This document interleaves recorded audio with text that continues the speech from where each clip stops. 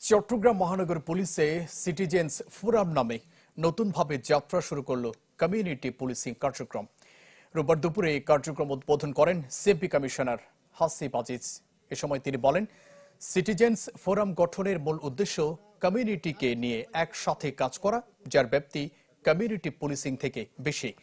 এলাকার community trafficking, চাঁদাবাজিদের চিহ্নিত করা, থানা পুলিশের কাঙ্ক্ষিত সেবা নিশ্চিতের মাধ্যমে জন আকাঙ্ক্ষা বাস্তবায়নে এ ফোরাম কাজ করবে বলেও জানান তিনি।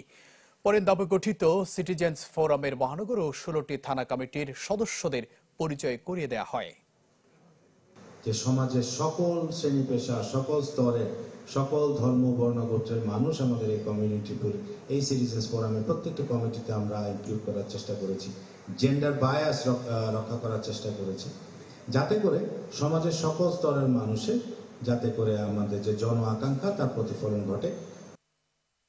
বছর শেষের খুশি নগদে হবে বেশি। নগদ পেমেন্টে নির্দিষ্ট ক্যাটাগরির কেনাকাটায় 300 টাকা পর্যন্ত ক্যাশব্যাক।